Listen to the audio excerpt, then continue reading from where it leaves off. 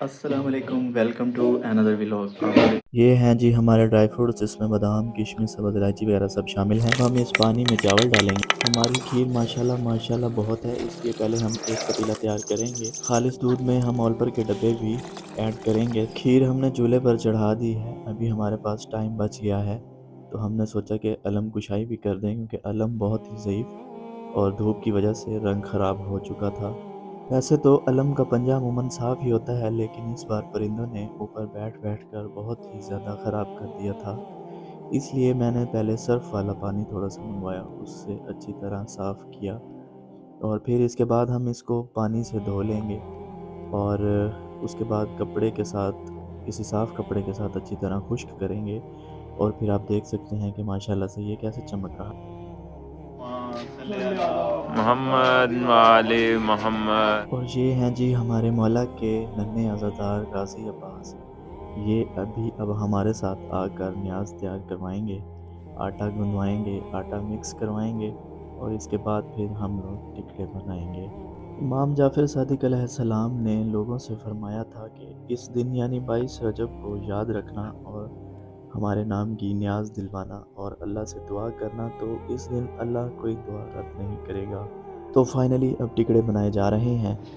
اللہم صلی علی محمد وآل محمد، اللہم صلی علی محمد وآل محمد۔ تو چلیے شروع کرتے ہیں۔ السلام علیکم، ویلکم ٹو اندر ولاگ۔ آپ دیکھ رہے ہیں دی اوڈیسی چینل۔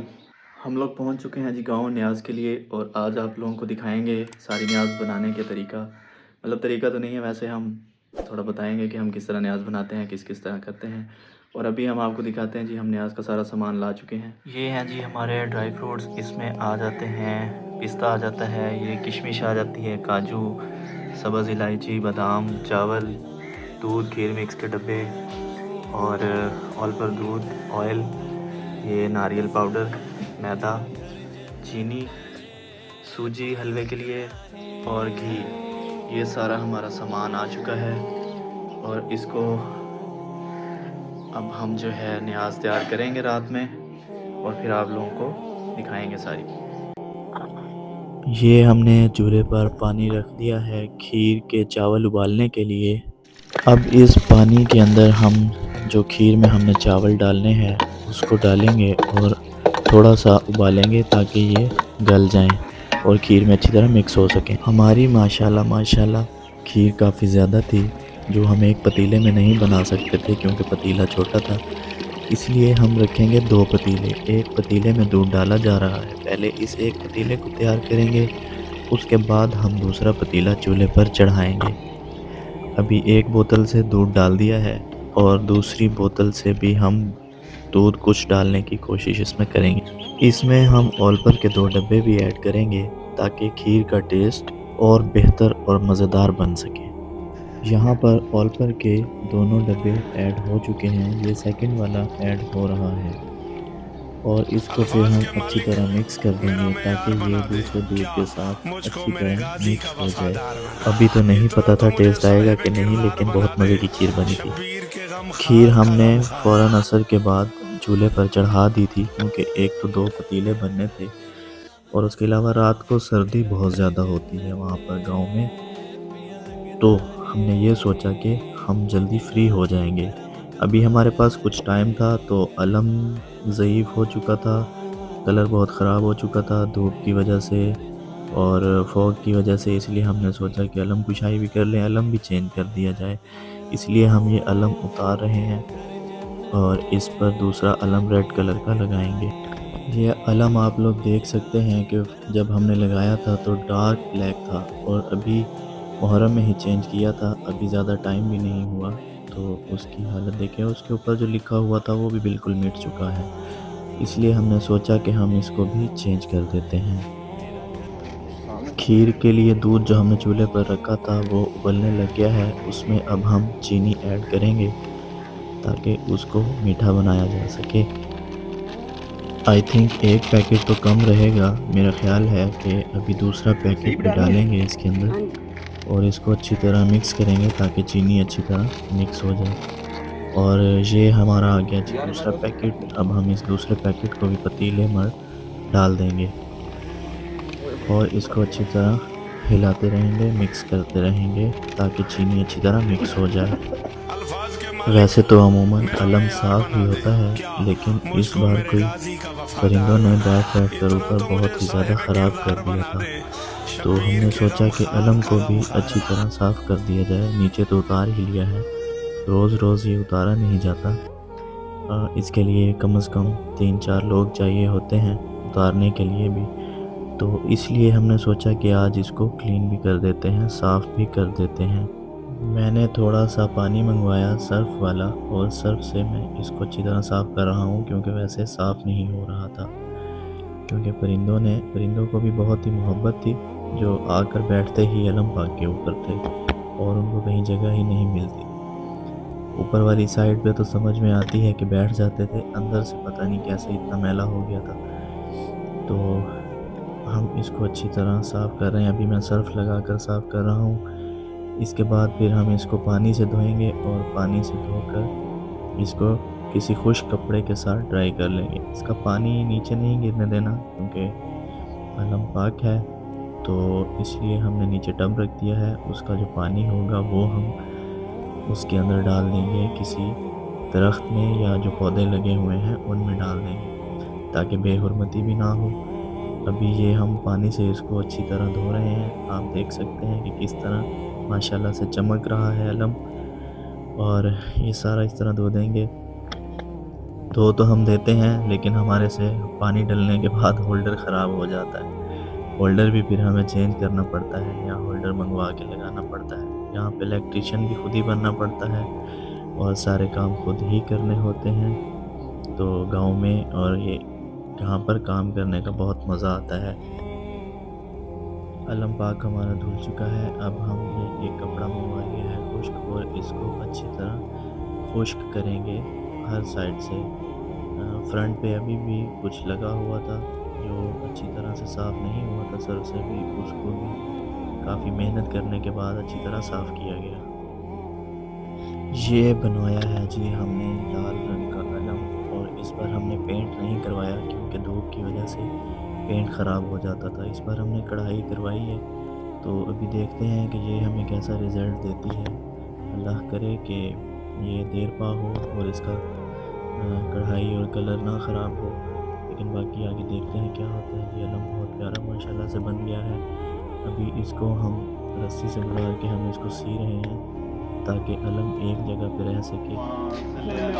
محمد وآل محمد، اللہم صلی علی محمد وآل محمد۔ یہ جی تقریباً علم لگ چکا ہے، وہ آپ دیکھ سکتے ہیں کہ ایک لڑکا اوپر گیا ہے، وہ اوپر سے پکڑے گا، ہم نیچے سے علم کو اٹھائیں گے، پھر اس کو فکس کریں گے، اور اس کو اچھی طرح ٹائٹ کر کے علم کی جو رسی ہے اس کو ہم لپیٹ دیں گے، تاکہ رسی بھی ادھر ادھر نہ جا سکے۔ اور علم ایک لڑکے سے نہیں سنبھالا جا رہا تھا، اس لیے دوسرا لڑکا بھی ہم نے اوپر بھیج دیا۔ ابھی ہم یہ دیکھیں جی لائٹ بھی آن ہو چکی ہے، اس کا مطلب ہے ہماری الیکٹریشنی جو تھی وہ بھی کامیاب ہوئی، اور ہم نے ہولڈر صحیح لگایا۔ امید نہیں تھی کہ ہولڈر ہم سے صحیح لگے گا، لیکن لگ گیا ہے صحیح، یہ شکر ہے اللہ کا۔ یہ جی لائٹ جل رہی ہے اور علم لگ چکا ہے۔ کھیر اور حلوہ اور ٹکڑے میں ڈالنے کے لیے یہ بادام اور ڈرائی فروٹس وغیرہ کاٹے جا رہے ہیں۔ یہاں پر تقریباً ہمارا ایک پتیلا تیار ہونے ہی والا ہے، اس کو اب ہم تھوڑی دیر میں اتار لیں گے۔ دوستو یہاں سے آگے ہم آپ کو امام جعفر صادق علیہ السلام کے نیاز کنڈوں کی کہانی سنائیں گے، جو عقیدت اور معجزوں سے بھری ایک ایسی داستان ہے جسے سن کر آپ کا ایمان تازہ ہو جائے گا۔ مگر اس کہانی سے پہلے ہم ذکر کریں گے اس عظیم ہستی اور شخصیت کا جسے جعفر صادق علیہ السلام کہتے ہیں۔ آپ سلسلہ امامت کے چھٹے تاجدار ہیں، اور علم و حکمت کے وہ سمندر ہیں جس سے بہت بڑے بڑے سائنٹسٹ اور علماء نے فیض پایا۔ دوستو اس ویڈیو کے آخر میں ہم آپ کو یہ بھی بتائیں گے، جو امام جعفر صادق علیہ السلام سے دلچسپ سوال پوچھا گیا تھا کہ عورتوں کی داڑھی کیوں نہیں ہوتی، اور آپ علیہ السلام نے اس کا اپنی علم و حکمت سے بہت ہی خوبصورت جواب دیا تھا۔ इमाम जाफ़र सादिक अलैहिस्सलाम का इल्म और हिकमत से भरपूर जवाब सुनकर आप भी दंग रह जाएंगे, इसलिए ये वीडियो आखिर तक ज़रूर देखिएगा। मोहतरम नाज़रीन, एक शहर में एक बहुत ही गरीब इंसान लकड़ियाँ काट कर अपना गुज़र बसर करता था। दिन ब दिन उस पर कर्ज़ चढ़ता जा रहा था। एक दिन उसने अपनी बीवी से कहा कि क्यों ना मैं किसी और शहर जाकर काम करूं, ताकि हमारा कर्ज़ उतर जाए और हमारे हालात बेहतर हो जाएं। उसकी बीवी ने कहा, अगर ये आपकी राय है तो ठीक है, मैं आपके लिए दुआ करूंगी। यकीनन अल्लाह ताला हमारी मदद फरमाएंगे। बस वो शख्स वहाँ से दूसरे शहर की जानिब निकल गया। दूसरे शहर में उसने बहुत काम ढूंढा, लेकिन उसको काम नहीं मिला। तो उसने वहीं लकड़ियाँ काट कर गुज़र बसर करना शुरू कर दिया। उसने सोचा कि कुछ पैसे जमा कर लूँ, उसके बाद अपने वतन वापस चला जाऊँगा। लेकिन उसकी बीवी रोती रहती थी, दिन रात दुआ करती रहती थी। जब उसके पास कुछ भी ना बचा तो वो गुज़र बसर करने के लिए अपने शहर के वज़ीर के पास गई। उसने वज़ीर से कहा कि मैं बहुत ही गरीब और लाचार हूँ, मुझे अपने घर में थोड़ी-सी जगह दे दें, मैं यहाँ पर काम ही करती रहूँगी। बस मुझे 2 वक़्त का खाना दे दें। वज़ीर ने अपनी बीवी से कहा कि इसको घर में रख लो और नौकरों का काम समझा दो।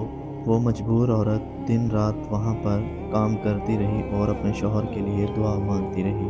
दिन महीनों में गुज़रते गए और महीने सालों की तरफ बढ़ते गए, लेकिन उसका शौहर वापस ना आया। एक दिन ये औरत रोते-रोते सो गई तो ख्वाब में इमाम जाफ़र सादिक अलैहिस्सलाम आए।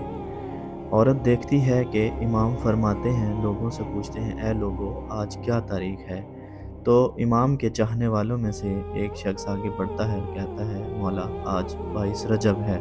इमाम फरमाते हैं, आज का दिन याद रखना और हमारे चाहने वाले आज के दिन अगर खलूस नीयत से न्याज हमारे नाम की दिलवाएंगे और अल्लाह से दुआ करेंगे तो आज के दिन अल्लाह उनकी कोई दुआ रद्द नहीं करेगा। यह सुनते ही उस औरत की आंख खुल गई, वो नींद से जाग गई। उसने उठते ही देखा कि आज 22 रजब की ही रात थी।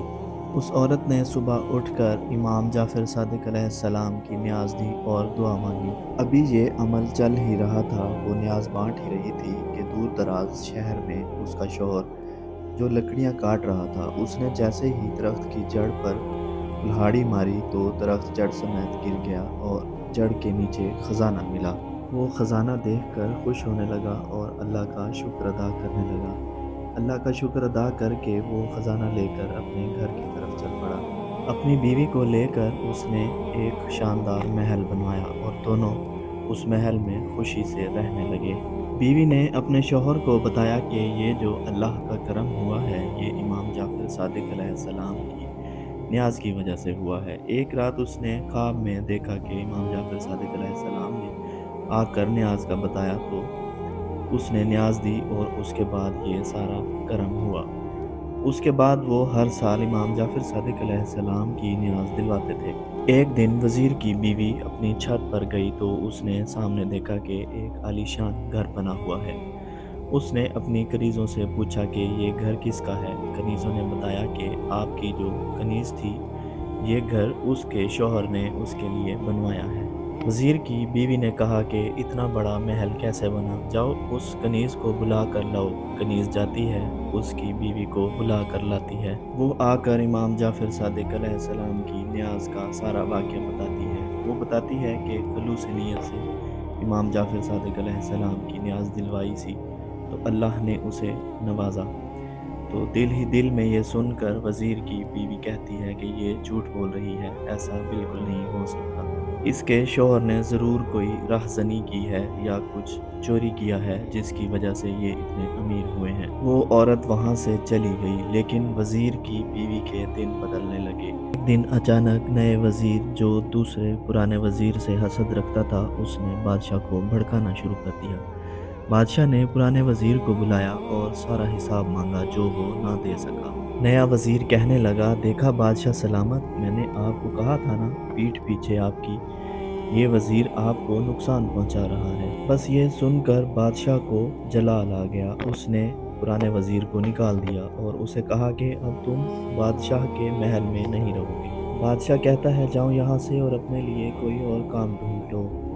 वज़ीर और उसकी बीवी अभी जा ही रहे होते हैं कि रास्ते में उनको भूख लग जाती है, तो वो एक तरबूज ले लेते हैं।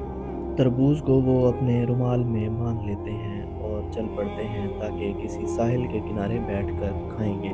उधर वो बादशाह का बेटा जो शिकार पर गया था, शाम हो गई वापस नहीं आया। बादशाह बहुत परेशान था कि अभी तक मेरा बेटा वापस क्यों नहीं आया। इतने में वजीर आता है और कहता है, बादशाह सलामत। जिस वजीर को आपने निकाला था, कहीं गुस्से में उसने आपके बेटे को नुकसान तो नहीं पहुंचा दिया। बादशाह को गुस्सा आया, उसने सिपाहियों को बुला लिया और कहा कि जाओ और वजीर जहाँ भी है उसको पकड़कर मेरे पास लेकर आओ। अगर उसने मेरे बेटे को नुकसान पहुंचाया है तो मैं उसे नहीं छोड़ूंगा।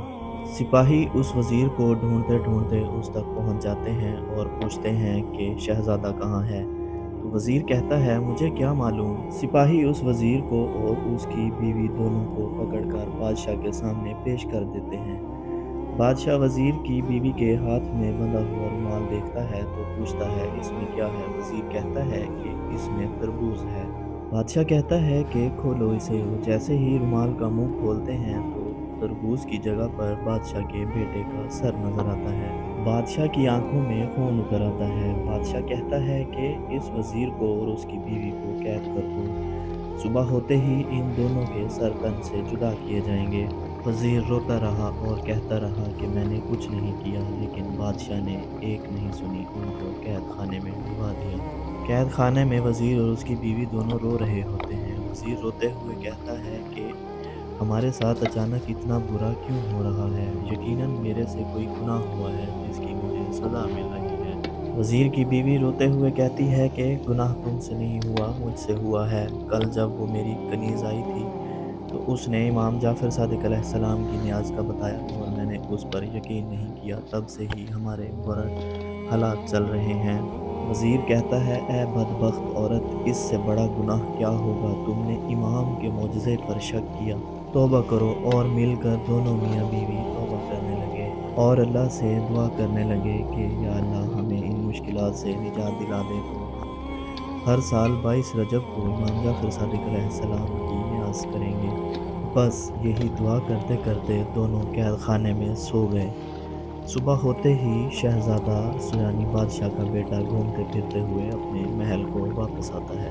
बादशाह शहज़ादे को देखकर हैरान होने लगता है और कहता है कि तुम कहाँ थे। शहज़ादा कहता है, मैं तो शिकार पर गया था। बादशाह हैरत से कहने लगा, तो फिर ये सर किसका है। कहता है, फ़ौरन वज़ीर को और उसकी बीवी को मेरे सामने पेश किया जाए। वज़ीर और उसकी बीवी को बादशाह के सामने पेश किया गया। जैसे ही वो पेश हुए, उन्होंने इमाम जाफ़र सादिक अलैहिस्सलाम की नियाज़ का वाक़या सारा पेश कर दिया। बादशाह ने जैसे ही इमाम जाफ़र सादिक अलैहिस्सलाम का नाम सुना, उसने ऐलान किया कि जहाँ-जहाँ मेरी सल्तनत है, हर साल 22 रजब को इमाम जाफ़र सादिक अलैहिस्सलाम की न्याज़ की जाएगी। और वज़ीर को उसने अपने ओहदे पर बहाल कर दिया और नए वज़ीर को अपनी सल्तनत से निकाल दिया। प्यारे दोस्तों, जैसे हमने वीडियो के शुरू में ज़िक्र किया था कि इमाम जाफ़र सादिक अलैहिस्सलाम की इल्म व हिकमत का वो खूबसूरत जवाब भी बताएंगे। रिवायत में मिलता है कि एक शख्स ने इमाम की खिदमत में हाजिर होकर इमाम से पूछा कि अल्लाह ने हर चीज़ किसी मकसद के लिए बनाई है। अल्लाह ने मर्दों को तो दाढ़ी अता की है, औरतों के लिए दाढ़ी क्यों नहीं बनाई। इसमें क्या हिकमत पोशीदा है। दोस्तों, इमाम जाफ़र सादिक अलैहिस्सलाम ने इस सवाल का जिस हिकमत से दिलचस्प जवाब दिया, इंसान की अकल दंग रह जाती है। इमाम फरमाते हैं, अगर औरतों के चेहरे पर दाढ़ी होती तो वो उस कदर हसीन और पुरकशिश ना होती जिनकी वजह से मर्द उनकी तरफ अट्रैक्ट होते हैं। अल्लाह ने औरत का चेहरा इसलिए बालों से पाक रखा ताकि मर्द उसकी तरफ माइल हो, उनके दरमियान मोहब्बत पैदा हो और इंसानी नस्ल का सिलसिला चलता रहे। ये दाढ़ी मर्द की मर्दानगी की ज़ीनत है और औरत का साफ चेहरा औरत की लताफत की साफ पहचान है। सुबहान अल्लाह, अल्लाह की हर तख्लीक में कोई ना कोई हिकमत छुपी हुई होती है। दोस्तों, उम्मीद है आपको आज की ये वीडियो ज़रूर पसंद आई होगी। तो दोस्तों, अगर आपको इमाम जाफ़र सादिक अलैहिस्सलाम की ये दास्तान और हिकमत अच्छी लगी है, पसंद आई है, तो इस वीडियो को लाइक करें और अपने दोस्तों के साथ शेयर ज़रूर करें। मिलते हैं अगली वीडियो में, तब तक के लिए अल्लाह हाफ़िज़। सल्लल्लाहु अलैहि वसल्लम। اللهم صل على محمد وآل محمد اللهم صل على محمد وآل محمد اللهم صل على محمد وآل محمد